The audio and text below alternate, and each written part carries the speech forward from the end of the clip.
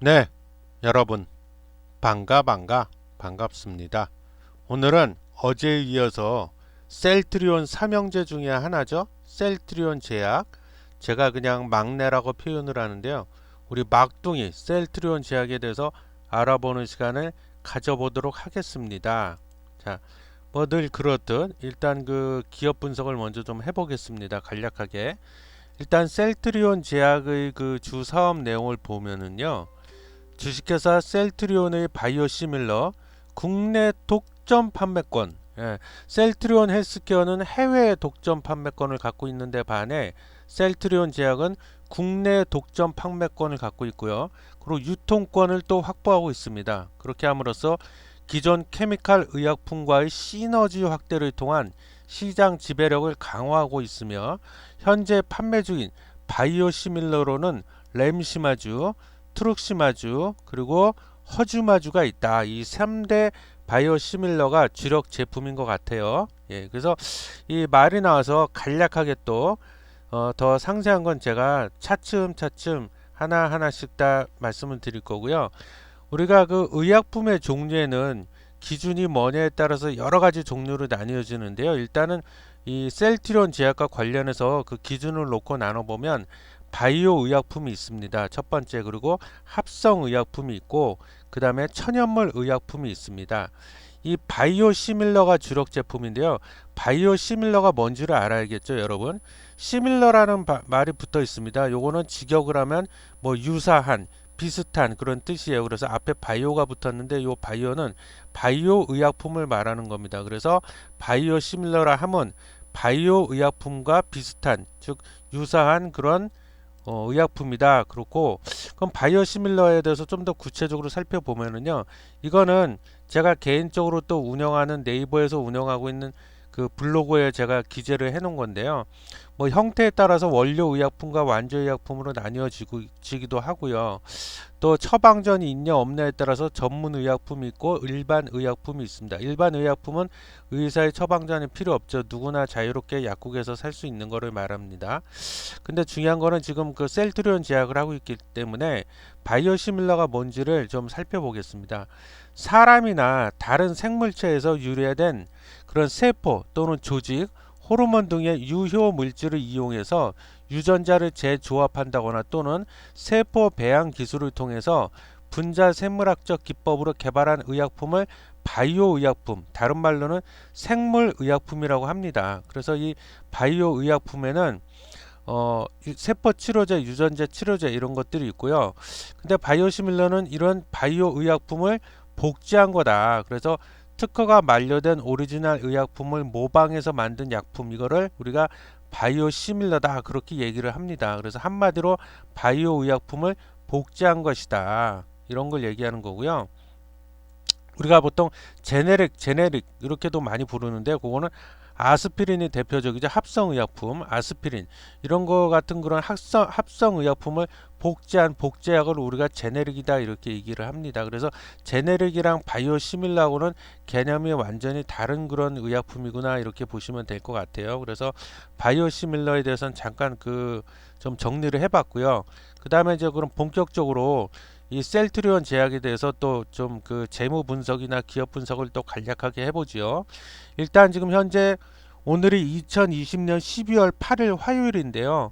오늘 기준으로 셀트리온 제약의 시가총액은 7조 6,500억입니다. 그래서 시가총액 기준으로는 셀트리온 헬스케어에 이어서 코스닥 2위, 2등입니다. 그리고 상장된 주식수는 현재 3,580만 주다. 그래서 이거는 좀 제가 봤을 때 적당한 것 같아요. 상장 주식수가 너무 많아도 꼭 좋은 건 아니거든요. 뭐 1억 주가 넘어간다든가 이것도 그닥 그렇게 좋다고는 볼 수 없는데 3,580만 주가 상장돼 있다는 거는 제가 보기엔 적당하다고 봅니다. 그리고 외국인 소진율 8.4%고 이 퍼가 약간 좀 마음에 제가 걸리긴 하는데 아무리 바이오 업종이라고는 하지만 퍼가 셀트리온 제약의 퍼가 523배, 동일 업종의 퍼가 117배인데 반해서 약 3배 이상이 되죠. 그래서 요게 약간 좀 걸리는데, 그렇다고 우리가 뭐 이것 때문에 셀트리온 제약은 안 좋은 회사다 이렇게까지 말할 수는 없고요.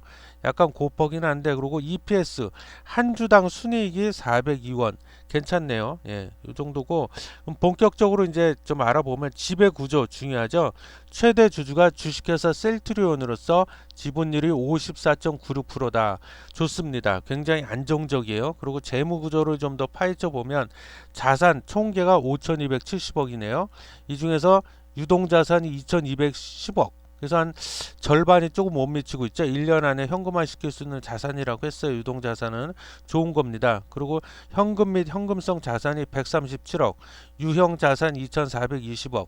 나쁘지 않네요. 아직까지는 괜찮습니다. 그리고 매출 채권이 1,400억. 외상으로 그 물건을 판 게 1,400억인데 전체 그 자산 총계에서 차지하는 비중이 뭐 그렇게 크지가 않아요. 그래서 이것도 뭐 나쁜 거 아닙니다. 그리고 안 팔려서 쌓아둔 그 재고 자산이 493억 정도 되는데, 요거는 뭐 그렇게 나쁘다고 볼 수는 없죠. 이것도 이 정도도 재고 자산이 너무 많아 버리면 안 좋은 겁니다.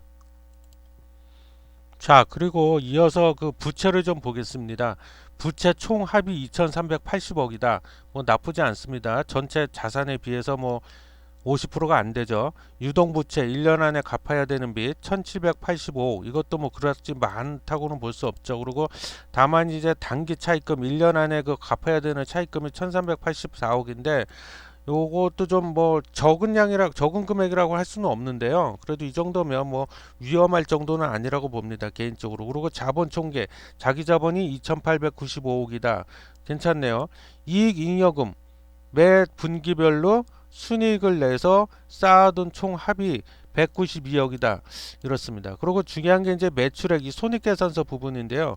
매출액이 이거는 2020년도 1월부터 9월까지 3개의 분기를 기준으로 한 겁니다. 합산한 게 매출액이 1,562억인데 전년도 동기 같은 기간에는 얼마를 했냐? 매출액이 1,278억이로서 살짝 매출액이 좀 늘어났네요. 매출액이 증가하는 게 좋겠죠. 그리고 또 중요한 게 영업이익이 올해 그 1월부터 9월까지 영업이익 160억.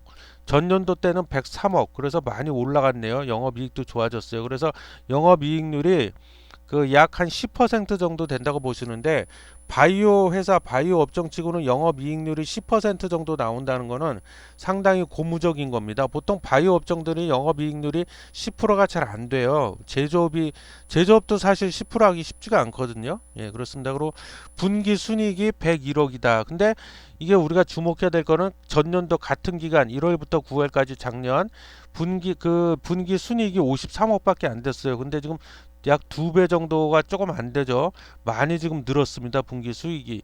그래서 여기까지 재무상태표 손익계산서상으로는 아주 좋습니다. 그리고 이제 현금 흐름표를 봐야겠죠. 영업활동으로부터 창출된 현금 흐름이 140억. 괜찮죠. 이거는 괜찮네요. 이거는 법인 통장에 들어와서 꽂힌 현금 240억.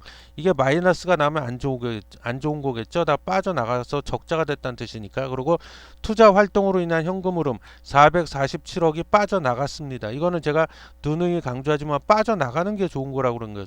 좋은 거라고 말씀드렸죠. 어딘가에 투자하고 있다는 뜻이니까. 이 중에서 유형 자산을 취득하는데 352억을 썼다. 그리고 단기 금융상품이 증가를 했는데 110억이 빠져나갔다. 이게 웃기죠. 단기 금융상품이 증가를 했는데 왜 현금은 빠져나가?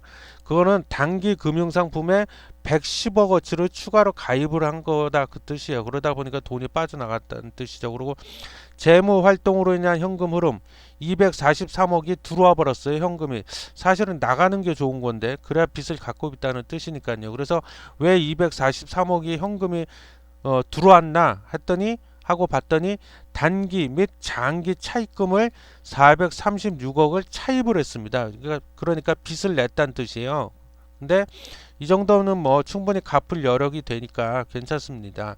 현금 및 현금성 자산의 증가했냐 감소했냐. 근데 이건 미미하지만 약 30억 정도가 증가를 해버렸다. 이건 좋은 거죠. 그래서 제가 여기까지 재무상태표 뭐 그 손익계산서 투자활동 저기 뭐야 현금 흐름 이걸 쭉 세 개를 봤을 때 제 나름대로 점수를 매겨 본다면 재무 구조에 대한 점수, 재무 상태에 대한 점수는 100점 만점 중에 약 70점 정도 제가 주겠습니다. 예, 이 정도면 양호한 거죠. 예, 이렇게 해서 그 재무 구조에 대해서 특히 재무 구조 위주로 제가 좀 그 상태를 좀 파악을 해봤고요. 그 다음에 이제 공매도 현황인데 이건 제가 왜 말씀을 드리려고 하냐면 어떤 분들이 일부 어떤 분들께서 자꾸 이 셀트리온 제약이 공매도가 너무 심해져서 주가가 오르지 못할 거다 이렇게 좀 주장을 하시는 분들이 계신데 그거는 좀 아닌 것 같습니다. 그래서 그 공매도 현황을 좀 보면은요. 이 네이버에 보시면 네이버 쉽게 확인할 수 있는 방법이 있습니다.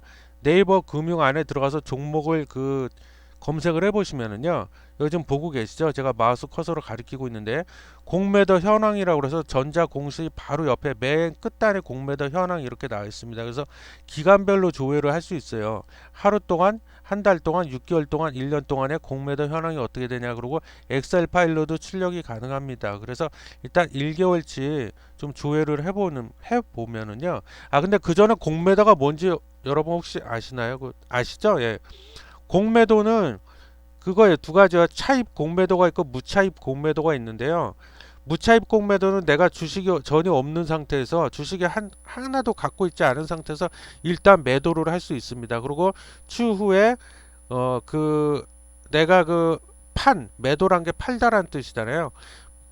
내가 공매도한 그 주식을 추후에 내가 다시 사들여 가지고 갚는 거예요. 그 빚을. 예. 그리고 차입 공매도는 내가 지금 주식이 없는데 차입해 왔다. 즉 빌려 왔다. 뭐 예를 들면 증권사가 갖고 있는 그 주식을 빌려 온다든가 기타 등등 해서 남한테서 그 주식을 빌려 와 가지고 미리 팔아 버리는 겁니다. 그리고 얼마 있다가 추후에 갚는 건데 그 갚는 행위를 우리가 쇼트 커버링이라고 그래요. 그래서 쇼트 커버링이 되면 쇼트 커버링 물량이 많아지면 일시적으로 주가가 오르는 경향이 있습니다. 근데 제가 일단 그냥 한 달치만 공매도 현황을 검색을 해봤는데요. 지금 보면 일단 12월 들어서만 보면 12월 1일 날에는 공매도 거래량이 빵주예요. 2일 빵주, 3일날 56주, 4일날 빵주, 7일날 128주 이 정도 거래가 됐습니다. 아주 미미해요. 그리고 11월 달에도 보면 뭐 60주, 19주, 22주, 56주, 뭐 82주 이것밖에 안 되죠. 이거를 공매도 잔고 수량으로 따지면은 여기 12월 1일 같은 경우에 보면 이게 뭐야 42만 주죠? 맞나요? 일십, 백, 천, 만, 십만 42만 주가 아직 갚아야 될 게 남아있다 그 뜻이에요. 그리고 12월 3일 날 42만 주 전체 상장된 주식수가 3,500만 주가 조금 넘는데 그 중에 이 정도 수량은 우리가 그렇게 그닥 신경 안 써도 된다. 그리고 이 공매도 금액 잔고 금액을 원화 금액으로 얘기를 환산을 하면 12월 1일 날 이게 얼마예요? 814억 8천 만원 정도 되네요. 그죠? 맞죠? 10억, 100억, 814억 정도가 있고 이걸 이제 갚아야 되는 금액이 이렇게 있다는 거예요. 그리고 12월 2일 날 850억 조금 늘긴 느네요. 그리고 조금 느는 추세이네. 12월 3일 날 1000억 정도를 갚아야 되는 공매도 잔고가 남아 있고 그다음에 12월 4일에는 빵원, 뭐 12월 7일에 빵원 이렇게 되는데 이 정도는 11월 달을 봐도 뭐 82억, 70억, 뭐 65억 이 정도밖에 안 되네요. 그래서 이 정도는 일각에서 우려하시는 부분 그런 거는 제가 봤을 때 저 개인적으로 판단했을 때는 크게 뭐 문제될 것 같지는 않다. 공매도는. 그래서 우리가 공매도는 크게 신경을 안 써도 될 것 같다는 생각이 들고요. 그다음 마지막으로 이제 주가 차트를 봐야겠죠. 그래서 주가 차트 보면은 제가 지금 오늘 2020년 12월 8일 지금 시각이 오후 4시 2분 장이 종료가 됐는데 오늘 좀 아쉽게도 급락이 나왔어요. 약 13.64% 급락이 나와가지고 종가가 20만 4,500원인데 이때 그러니까 2020년 12월 23일 날 10월 23일 날 최저점을 찍었습니다. 10만 500원 그러다가 이때 12월 11일 날 빼빼로 데인 날이죠. 이때 15% 이상의 상승이 나오면서 종가가 12만 9,200원으로 거래가 되고 이때부터 쭉 해서 좀 급등이 요 며칠 나왔는데요. 그러다가 오늘 아쉽게도 13.64%가 빠졌어요. 빠졌는데 이 밑에 꼬리도 없죠 지금.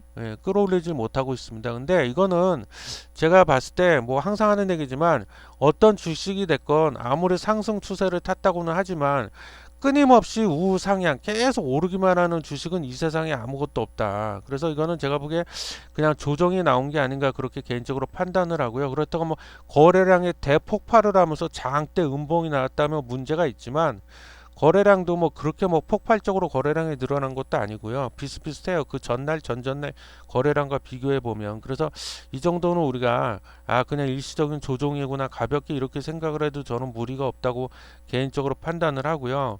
그래서 그 셀트리온 제약에 대해서 그럼 앞으로 어떻게 해야 되냐 주식 투자 관련해서 그 부분을 좀 말씀드리고 오늘 마치도록 하겠습니다. 그 일단 신규 매수를 생각하고 계신 분들은요. 일단은 지금 당장은 들어가지 마세요. 지금 조정이 나왔죠. 물론 내일장에서 또 반등이 나올 수도 있는데 그래도 약간 좀 우리가 돌다리도 두드려 보고 건너듯이 좀 신중을 기해야 될 필요가 있다고 저는 봅니다. 그래서 신규 매수를 생각하고 고려하고 계신 분들은요.